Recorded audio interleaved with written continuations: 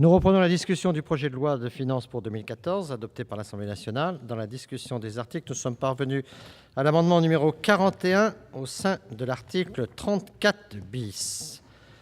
Nous avons sur cet article 34 bis 3 amendements en discussion commune. Le 41, Madame Cukierman. Oui, Monsieur le Président, Monsieur le Ministre, mes chers collègues, sans reprendre les débats que nous avons eus en début de nuit hier, mais tout de même rappeler effectivement que cet amendement s'inscrit dans celui que nous avons également présenté hier, qui était l'amendement 40, qui est dans la même logique que le 39 qui suivra. Vous pouvez voir également qu'il est présenté effectivement par d'autres collègues parlementaires. Je crois que ce sont des amendements qui ont été travaillés notamment avec la CIMAD et un certain nombre d'associations de défense justement pour les droits des personnes étrangères et rappeler également ce que nous avons dit hier soir, c'est-à-dire que depuis plusieurs années nous assistons à une augmentation des frais liés aux taxes pour l'obtention des droits au séjour des différentes personnes, je le rappelais hier dans l'intervention sur article, qui sont souvent des personnes fragilisées de par leur situation, en situation privée d'emploi avec des ressources très faibles et parallèlement des revenus, des taxes qui augmentent. Donc nous proposons à travers cet amendement de réduire le montant des taxes dues par les personnes étrangères vivant en France en lien avec leurs droits au séjour pour pouvoir répondre à ces besoins et à ce que je disais hier, c'est-à-dire la gratuité de l'accès aux droits et aux démarches administratives. Merci, chers collègues. Amendement 166, qui est présenté par Monsieur Lecomte. Oui, merci. Même argumentation. C'est un amendement qui a pour objet de réduire le montant des taxes du droit de visa de régularisation en le ramenant à 220 €. Il me semble que des personnes en situation précaire, c'est délicat de leur demander les sommes qui leur sont aujourd'hui demandées. Je note que lorsque, en 2012, ça avait été fortement augmenté, nous n'avions pas eu la recette fiscale attendue parce que, justement, les gens n'ayant pas les moyens, ils repoussent ces demandes de régularisation. Ce n'est pas ainsi que nous pouvons mener une politique d'immigration qui favorise l'intégration et la rentrée des personnes qui le peuvent dans le droit. Et c'est la raison pour laquelle cet amendement mérite d'être soutenu. Alors je sais bien qu'on va me dire que c'est une recette en moins pour l'OFII. Mais je dis non, parce que beaucoup de gens repoussent leur demande de régularisation parce qu'ils n'ont pas les moyens. Et je vais dire aussi autre chose, malheureusement. C'est que nous savons bien quelle est finalement l'issue des travaux que nous menons aujourd'hui. Nous savons quel est le vote que le Sénat fera tout à l'heure sur cette loi de finances. Et par conséquent, plutôt que de se préoccuper de quelques millions en plus ou en moins, sachant que je dis qu'il pourrait être en plus si c'était moins cher, parce qu'il y aurait plus de personnes qui demanderaient leur régularisation, je crois qu'il serait bon qu'on affirme des principes. Parce que, compte tenu de l'issue du vote sur l'ensemble du projet de loi de finances, le Sénat s'honorerait à vouloir une politique d'immigration plus ouverte et qui permet aux personnes dans la précarité de faire leur demande de régularisation à des tarifs plus adéquats. Merci, chers collègues. L'amendement 390, Madame Bouchoux. Monsieur le Président, Monsieur le Ministre, mes chers collègues, nous sommes dans la même lignée de ce qui a été dit précédemment. En fait, il s'agirait par cet amendement de revenir au montant d'avant 2012 du droit de visa de régularisation. Par ailleurs, cela ne touchera en rien les sommes qui sont affectées à l'OFII, puisque les redevances de l'OFII sont d'ailleurs de plus en plus plafonnées. Enfin, je voulais profiter de cet amendement pour m'interroger en fait sur ces façons de faire des taxes affectées, parce que précisément dans ce cas, nous voulons être un pays d'accueil et donc ce serait bien qu'on mette en coïncidence nos propos et notre action budgétaire. Je vous remercie de votre attention. Merci. Monsieur le rapporteur général, l'avis de la commission sur ces trois amendements identiques. Merci, Monsieur le Président. Monsieur le ministre, mes chers collègues, l'objet de ces trois amendements est de réduire à 220 €, comme en 2011, le montant du droit de visa de régularisation. Mais la réforme mise en œuvre l'an dernier a aux yeux des membres de la commission, permis non seulement de réduire le montant des taxes sur la délivrance des titres de séjour, mais également de réduire de moitié la part non remboursable sur le droit de visa de régularisation. En outre, notez bien que ces amendements reviendraient à réduire d'un tiers le rendement de cette recette qui est affectée à l'OFII, ce qui aurait inévitablement un impact négatif sur son budget d'intégration. Donc, la position de la commission est de vous suggérer de retirer ces amendements sur ce point, sachant que la commission aura un avis plus satisfaisant, je pense, pour les défenseurs de ces amendements, sur ceux qui vont suivre ensuite, où nous avons trouvé un regard plus favorable de la commission. Donc ici, la demande, c'est le retrait, pour les raisons que j'ai indiquées. Merci, monsieur le rapporteur général. Monsieur le ministre, même avis. Est-ce que j'interroge sur les amendements, ils sont maintenus? Ils sont maintenus. Je mets aux voix monsieur Karoutchi. Monsieur le Président, Monsieur le Ministre, sincèrement, encore et encore et encore faire en sorte que l'OFII n'ait pas les moyens d'agir, à un moment, il faut quand même revenir sur terre, si je puis me permettre. Nous avons une politique qui n'est pas la mienne, en matière de droit d'asile, en matière d'intégration, qui aujourd'hui est une politique à bout de souffle, le ministre de l'Intérieur lui-même le reconnaît.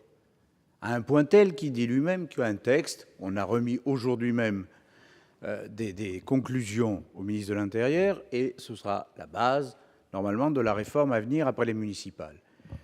Dans le rapport qui a été fait en commission des finances, on a dit attention, au-delà de toutes les mesures financières liées à l'accueil, liées à l'habitat, liées à la location, il y a un vrai sujet, c'est que l'OFII voit ses ressources diminuer de manière considérable parce que l'État désargenté lui donne moins d'argent et en plus plafonne les autres taxes qui lui sont affectées. Le résultat des courses, c'est que l'OFII est bouffé de tous les côtés et voit en réalité sa capacité d'action de plus en plus réduite. Le résultat des courses, c'est que l'OFII réduit son intervention, notamment sur les cours de français, notamment sur les cours d'instruction civique, notamment sur toutes les politiques et les mesures qui conduisent en réalité à une meilleure insertion, à une meilleure intégration des personnes d'origine immigrée qui arrivent en France.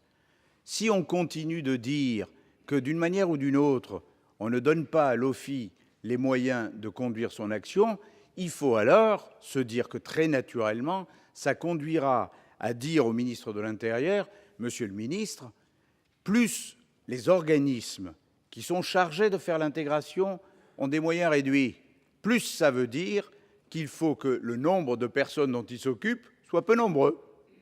Alors, on ne peut pas avoir tout. Vous ne pouvez pas dire il nous faut une politique d'ouverture, une politique d'accueil, et puis faire en sorte que ceux qui sont chargés d'apprendre le français, d'apprendre l'instruction civique, d'apprendre la société française et de faire l'intégration n'aient plus les moyens. Moi, je suis très hostile à toutes les mesures qui, à terme, conduisent à dire que l'OFII a de moins en moins de moyens. Merci, cher collègue. Monsieur Doligé. D'accord avec les remarques qui ont été faites, Monsieur le Président, Monsieur le Ministre et chers collègues, par Monsieur Karoutchi, par notre collègue Monsieur Karoutchi, mais je voudrais ajouter un autre aspect. Bon, on est dans le droit de séjour des étrangers et du droit d'asile. Chacun peut constater que c'est un problème global qu'il faut traiter globalement. Et à chaque fois, on traite tous ces sujets de manière tout à fait partielle, ce qui fait qu'on a des conséquences induites. À partir du moment où vous allez baisser le montant de 340 à 220, vous risquez d'avoir plus de demandes à 220 qu'à 340. Et comme on aura moins de moyens pour les traiter, ça sera encore plus difficile pour les traiter, moins de moyens et plus de demandes. Donc ces problèmes-là, il faut les regarder avec un peu plus d'attention qu'au détour d'un amendement qui a été repris par 3 groupes ou par 3 personnes successives. Je pense qu'il faut aller au fond des choses et qu'il faut mener des vraies réflexions. Moi, je constate actuellement un autre sujet, mais qui revient un peu à la même chose, sur les mineurs étrangers isolés. C'est exactement le même problème. À partir du moment où nous avons décidé de faire une répartition sur le territoire national, on a fait un appel d'air. Et l'on voit qu'en 3 mois, on a doublé le nombre de rentrées sur le territoire national. Et bien évidemment, comme ceux qui payent, parce que là, vous allez baisser, enfin, madame disait, on va augmenter les frais tout à l'heure. En réalité, si on baisse les frais, eh bien, on augmente les charges d'autres structures. Il y a des vases communicants systématiquement. Et donc, plus il y a de personnes qui rentrent, et comme il n'y a plus de recettes financières, eh bien, plus ce sont d'autres organismes qui payent, voire des collectivités, à la limite, qui vont être sollicités pour se substituer, pour payer le coût de la charge. Et puis, finalement, les offices viendront taper, entre guillemets, les collectivités en demandant des moyens supplémentaires pour faire face à l'afflux éventuel de demandeurs d'asile. Donc, c'est un problème global. Et moi, je regrette qu'une fois de plus, on regarde le problème global par le petit bout de la lorgnette, uniquement au travers d'une participation financière, sans essayer de le traiter globalement. Et je crois que le ministre, comme l'a rappelé M. Karoutchi tout à l'heure, a fait un certain nombre de remarques sur le sujet qui me paraissent de bon sens. Bien, mes chers collègues, je vais mettre aux voix. Monsieur Lecomte. Merci, Monsieur le Président, Monsieur le Ministre, mes chers collègues. Je voudrais dire que je partage totalement ce qu'a dit M. Karoutchi, et je voudrais remercier Monsieur Doligé. Je partage totalement ce que vous avez dit, M. Karoutchi, parce qu'effectivement, l'OFII a besoin de moyens pour mener sa politique d'intégration. Mais est-ce qu'on peut mener une politique d'intégration ambitieuse avec de l'argent qui vient de la poche des personnes qui sont en situation irrégulière? Est-ce que nous pouvons mener une politique d'intégration en demandant à des gens qui sont non régularisés, qui ont peu de moyens, de payer des sommes du style 340 € pour être régularisés? Je dis, il ne me semble pas que ce soit raisonnable. Je pense que la meilleure manière d'intégrer, c'est d'abord de permettre aux gens de sortir de la précarité. Et je voudrais remercier M. Doligé parce que, vous l'avez dit, si on baisse cette taxe, il y aura plus de demandes. Et s'il y a plus de demandes, il y aura plus de recettes fiscales. Donc l'argument de la baisse, il tombe. Si on baisse cette taxe, il y aura plus de demandes. Ça permettra de mieux connaître ceux qui demandent leur régularisation et de mener une politique d'intégration plus adéquate. C'est la raison pour laquelle il me semble que les arguments que vous avez donnés plaident en faveur de nos amendements. Bien, je vais mettre aux voix ces amendements, mes chers collègues. Qui est favorable?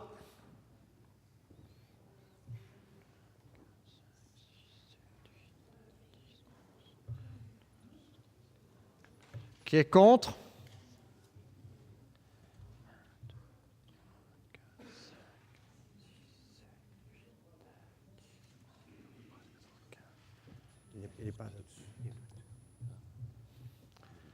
Bien, il y a doute, mes chers collègues. Assis, debout. Qui est favorable?